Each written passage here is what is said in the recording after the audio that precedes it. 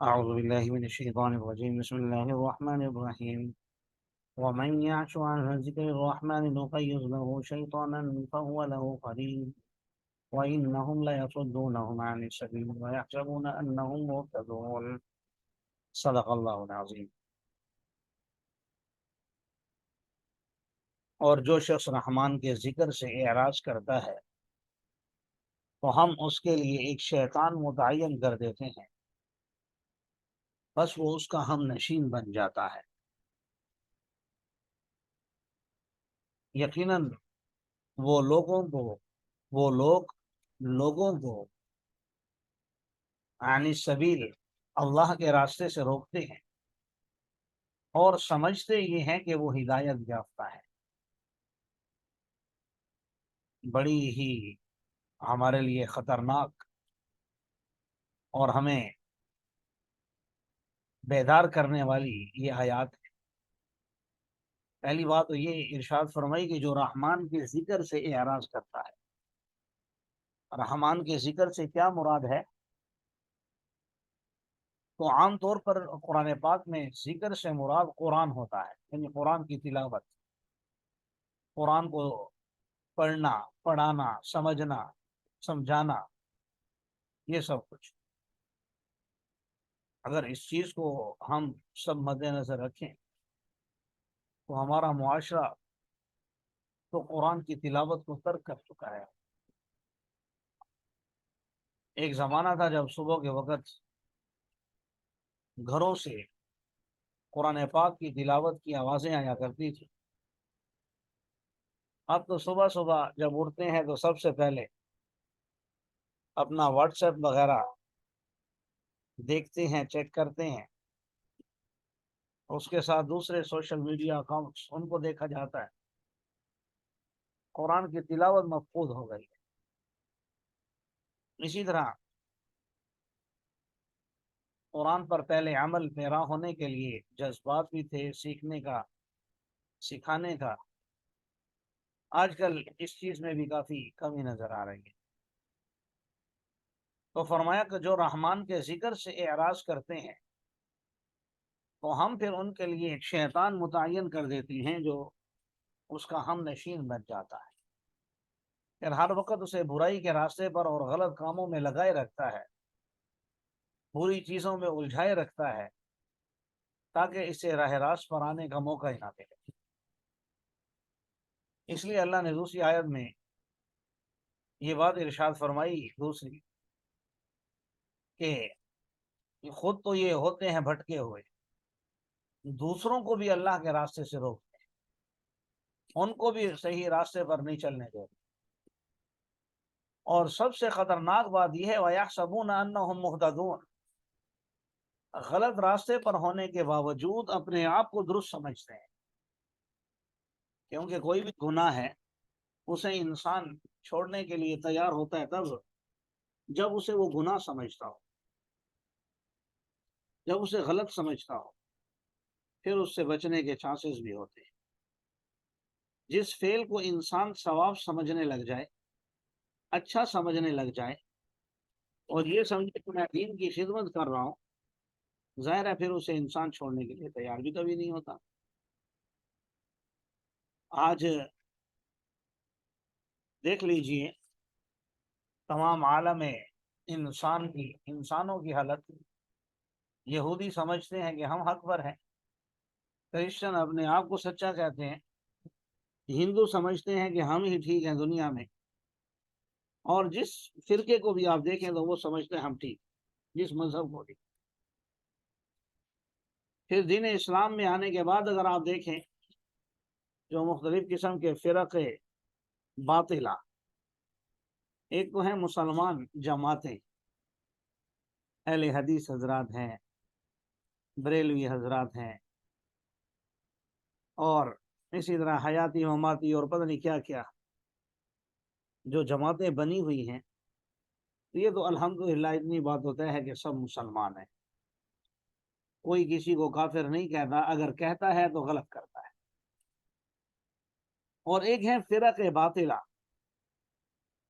جس میں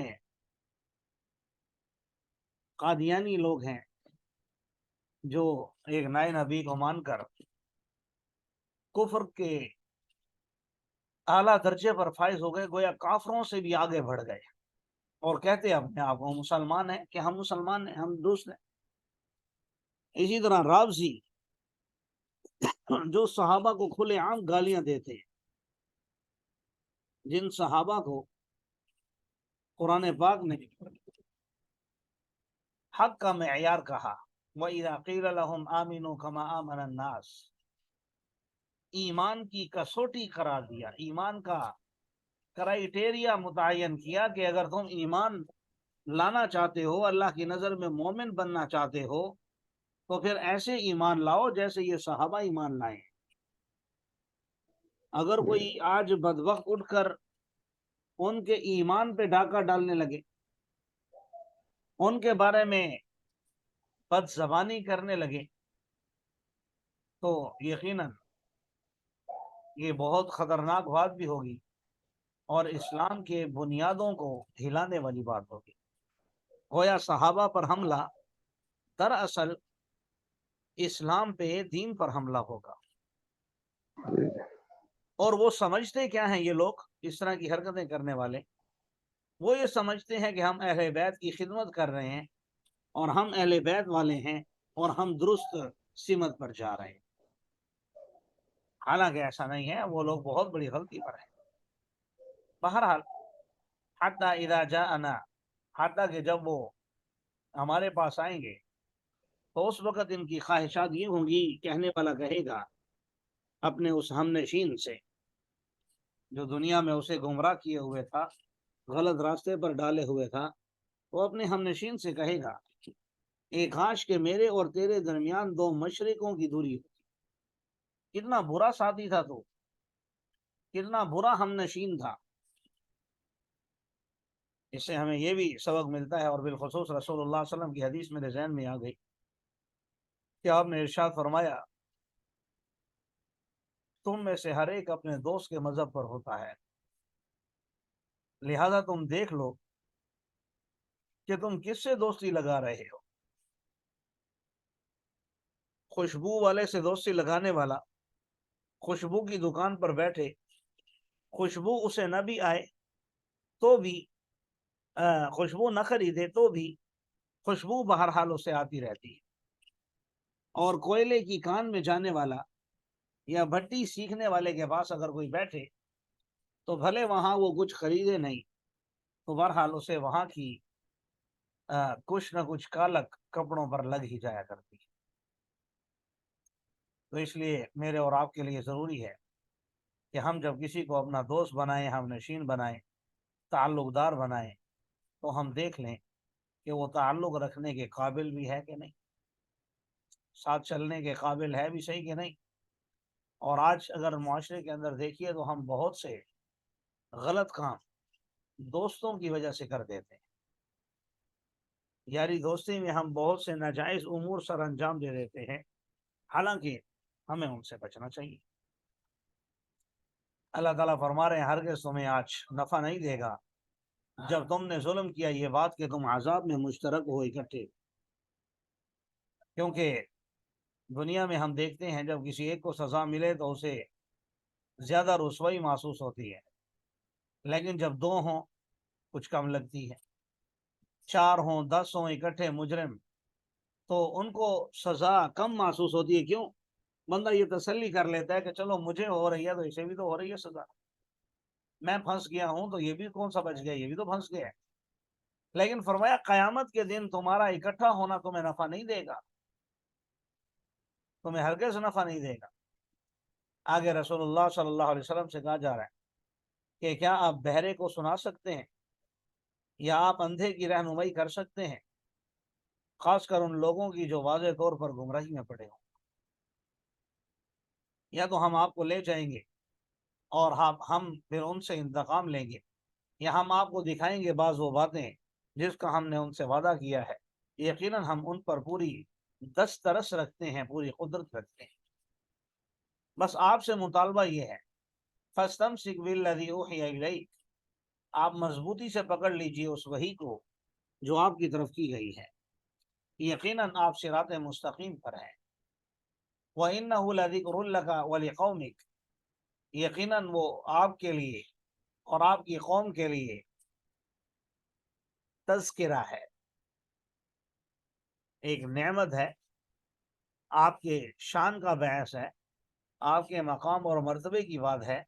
لہٰذا جس طرح اس قرآن سے تمہیں شان ملی ہے، عن قریب تم سے اس شان کے متعلق، اس نعمت کے متعلق سوال بھی کیا جائے گا۔ اور آپ پوچھ لیجئے ان لوگوں سے جنہیں ہم نے آپ سے پہلے بھیجا، اپنے رسولوں میں سے، کیا ہم نے رحمان کے علاوہ کسی کو الہ بنایا جس کی وہ عبادت کرتے تھے؟